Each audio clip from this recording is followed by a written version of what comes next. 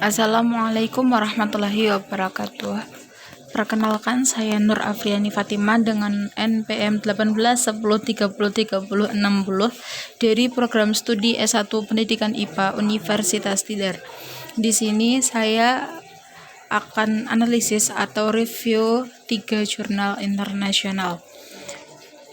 Tugas ini untuk memenuhi tugas mata kuliah seminar. Judul yang pertama yaitu Research and Innovative Learning Model to Promote Scientific Literacy atau Research model pembelajaran inovatif untuk mendorong literasi sains. Jurnal ini memiliki latar belakang yaitu adanya literasi sains yang buruk dan juga didasari dari sebuah penelitian yang dilakukan di salah satu SMA negeri di Kota Malang, yaitu menunjukkan bahwa Indonesia termasuk dalam kategori rendah dalam literasi sains, di mana keterampilan literasi sains siswa berada di antara kategori belum berkembang dan mulai berkembang. Dari sini, para pendidik memainkan peran kunci dalam pengembangan literasi ilmiah siswa.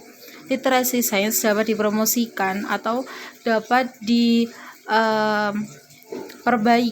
dapat dikembangkan melalui pembelajaran berbasis masalah yang melibatkan masalah sehari-hari. Nah, dari latar belakang tersebut, peneliti menggunakan model Research sebagai pembaharu dalam meningkatkan dan mendorong literasi sains bagi siswa di Indonesia. Dengan mengangkat rumusan masalah sebagai berikut. Yang pertama adalah seberapa efektif Research dalam meningkatkan literasi sains siswa dibanding dengan inquiry terbimbing. Yang kedua yaitu adalah bagaimana kualitas literasi sains siswa setelah penerapan Research dan inquiry terbimbing. Dengan tujuan penelitian yang pertama adalah efektivitas Research dan pembelajaran inquiry terbimbing dalam meningkatkan literasi sains siswa. Yang kedua, kualitas literasi sains siswa setelah diajar dengan model Research dan inquiry terbimbing. Peneliti di sini menggunakan metode penelitian campuran dengan model embedded concurrent yang diadaptasi dari Creswell dan Core.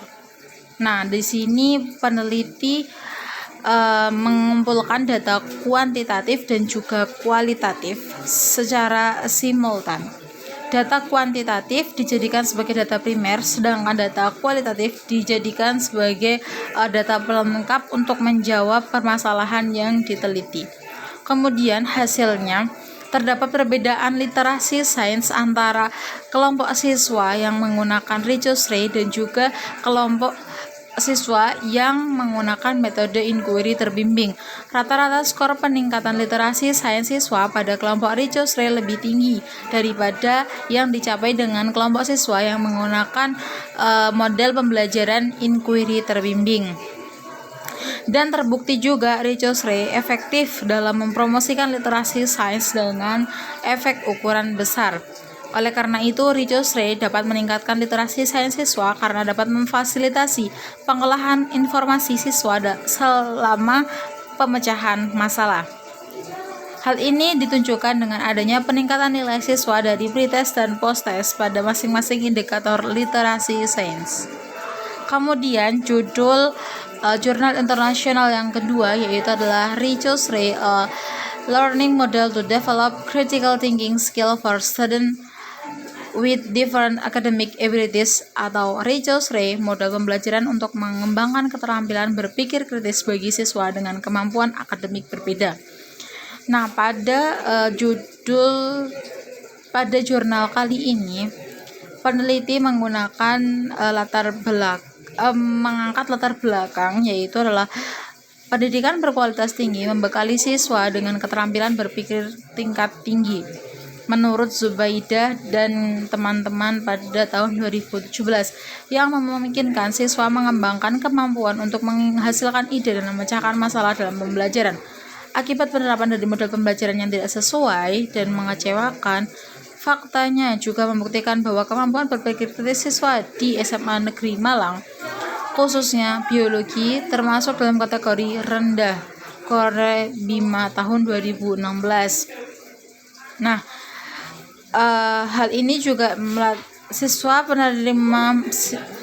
penerimaan siswa di SMA Indonesia merupakan salah satu penyebab terjadinya kesenjangan prestasi antara siswa yang berkemampuan tinggi dan yang berkemampuan rendah. Itu juga termasuk dalam latar belakang jurnal kedua. Kemudian rumusan masalah dari jurnal kedua ini yaitu adalah bagaimana perbedaan keterampilan berpikir kritis siswa yang menggunakan model pembelajaran Richard dengan siswa yang menggunakan model pembelajaran konvensional. Yang kedua adalah bagaimana perbedaan keterampilan berpikir kritis siswa berkemampuan tinggi dengan siswa yang berkemampuan rendah. Nah, dengan mengangkat tujuannya yaitu adalah untuk mengetahui pengaruh model pembelajaran Richard terhadap kemampuan berpikir kritis siswa berkemampuan akademik berbeda. Akademik berbeda ini maksudnya yang berkemampuan tinggi dan berkemampuan rendah. Perbedaan keterampilan berpikir kritis siswa yang pembelajarannya difasilitasi dengan Richard dan keterampilan berpikir kritis siswa yang difasilitasi dengan model pembelajaran konvensional. Kemudian perbedaan keterampilan berpikir kritis siswa berkemampuan kritis dan tinggi, dan juga kemampuan berpikir kritis siswa berkemampuan rendah. Nah, juga bagaimana perbedaannya kemampuan berpikir kritis siswa dipengaruhi oleh interaksi antara model pembelajaran dan juga kemampuan akademik siswa. Kemudian metode penelitian itu menggunakan penelitian kuasi eksperimental ini menggunakan desain kelompok kontrol non-equivalent pretest dan post-test. Pengumpulan data dilakukan dengan menggunakan tes ISAI tentang kemampuan berpikir kritis siswa. Nah, kemudian hasilnya dianalisis dengan menggunakan ANCOVA. Variabel terikat pada penelitian ini yaitu adalah kemampuan berpikir kritis siswa. Nah, dengan hasil yang pertama itu adalah terdapat perbedaan bagi siswa yang memiliki kemampuan berpikir kritis yang pembelajarannya difasilitasi dengan Richard dengan keterampilan berpikir kritis siswa yang mengikuti perbedaan konvensional. Terdapat perbedaan semuanya. Nah, berdasarkan hasil penelitian ini dapat disimpulkan bahwa Richard dapat menutup kesenjangan keterampilan berpikir kritis antara siswa berkemampuan tinggi dan rendah. Kemudian judul yang ketiga yaitu dengan judul retensi keterampilan argumentasi yang diperoleh dan sifat konsepsi sains.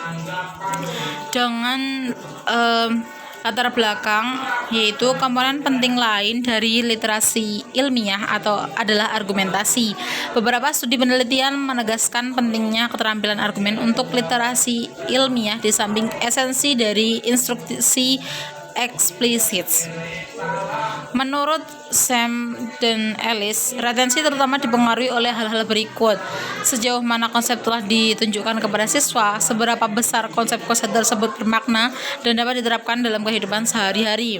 Kesimpulannya, retensi ditingkatkan ketika informasi yang disajikan dalam berbagai cara dan dengan cara yang berarti selama beberapa sesi.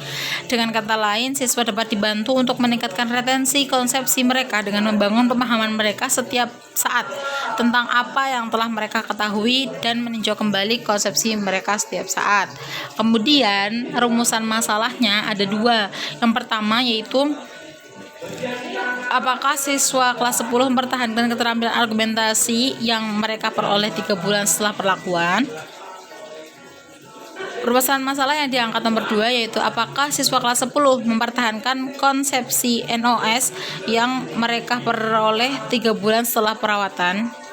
Tujuannya yaitu adalah mengeksplorasi retensi argumentasi yang diperoleh dan konsep NOS di antara siswa kelas 10 3 bulan setelah intervensi yang melibatkan instruksi NOS eksplisit dan instruksi argumentasi eksplisit. Metode penelitiannya dengan kuasi eksperimental dengan desain non-equivalent post-test. Nah, kemudian untuk hasilnya yaitu hasil menunjukkan bahwa peserta dari kelompok perbandingan yang terlibat dari instruksi argumentasi eksplisit saja sebagian besar tidak mempertahankan keterampilan argumentasi mereka 3 bulan setelah perawatan. Jadi mereka tidak mempertahankan argumentasinya setelah 3 bulan melakukan perawatan. Kemudian sementara peserta dari kelompok perlakuan yang terlibat dalam argumentasi eksplisit dan instruksi NOS eksplisit sebagian besar mempertahankan keterampilan argumentasi dan konsepsi NOS mereka. Jadi terdapat perbedaan. Kemudian temuan ini dibahas dalam premis berikut. Kontak berkepanjangan dengan konten mendistribusikan banyak pengalaman koneksi kognitif yang bermakna dan sebagai alat metakognitif yang terlibat dalam argumentasi eksplisit dan instruksi NOS eksplisit. Kemudian cukup sekian yang dapat saya sampaikan. Banyak kesalahan, mohon maaf. Wassalamualaikum warahmatullahi wabarakatuh.